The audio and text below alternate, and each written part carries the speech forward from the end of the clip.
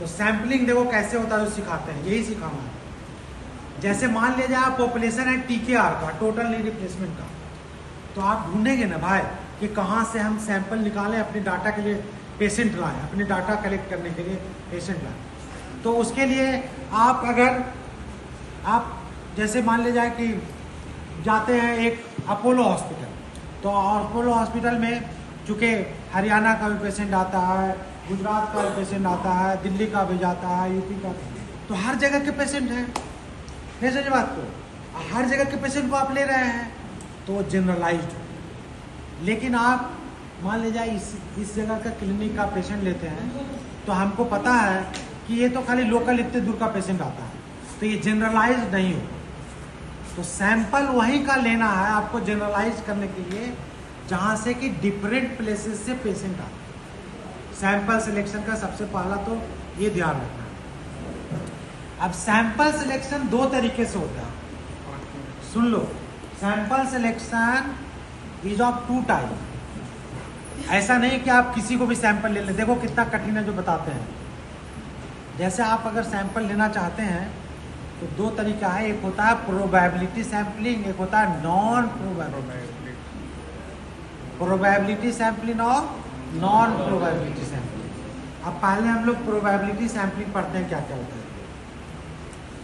जैसे एक simple random sample करते हैं, जैसे मान लीजिए 50 पेशेंट है, अब उस 50 पेशेंट में से सिंपल रैंडम, जैसे हम एक पेशेंट को लिए और दूसरे पेशेंट को एक ग्रुप में, फिर तीसरे को इसमें, चौथे को इसमें, पांचवें को ए बी करते रहे, तो सिंपल रैंडम सैंपलिंग होता है।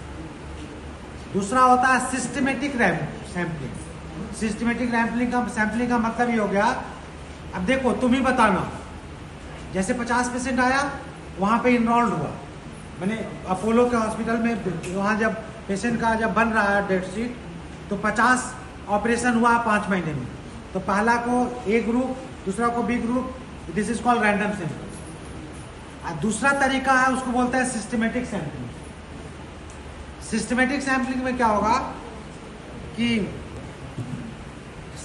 जैसे मान लिया जाए कि 50 पेशेंट था, तो इसमें से एक सिम्टम बनाएंगे कि जैसे पहला पेशेंट, फिर 5वां पेशेंट, फिर 10वां पेशेंट, फिर 15वां पेशेंट, एक सिंपल डिस्टेंस पर बनाएंगे। ऐसा नहीं कि लगातार हो, उस तरह से 6ठा पेशेंट, 12वां पेशेंट, ऐसे करके जब लेते हैं तो that is called systematic sampling.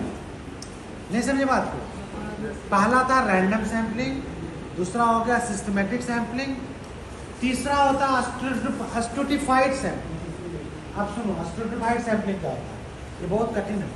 हम भी जब रिसर्च करते थे PhD में, तो हमको मैडम पूछी थी, KGMC से मैंने PhD किया था, तो मैडम ऐसे एक बैग से पूछ ली कि इस पेपर का सैंपल का स्ट्रैटिफिकेशन करो।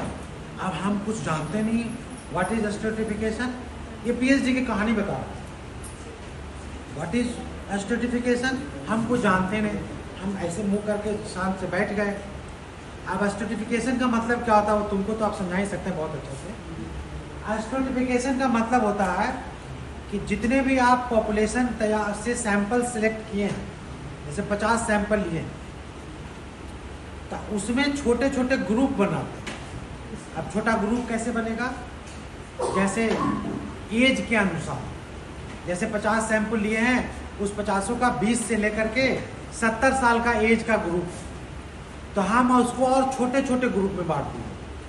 20 से 30 साल का एज, 30 साल से 40 साल का एज, 40 से 50 साल का एज, 50 साल से 60 साल का एज। ऐसे जब ग्रुप बना देते हैं तो इसको बोलते हैं स्ट्रैटिफिकेशन ऑफ द सैंपल। क्या बोलते हैं इसको? Stratification of. इतना आसान है लेकिन हम नहीं जानते थे। रिसर्च में ऐसा होता है कि बहुत चीज़ आप जानते होते हैं लेकिन आप समय पे नहीं करिएगा, क्योंकि आप डिटेलिंग नहीं पढ़ेगा। डिटेल पढ़े रहिएगा तो आप सब चीज़ समझ में आएगा। तो स्ट्रैटिफिकेशन समझ में आ गया।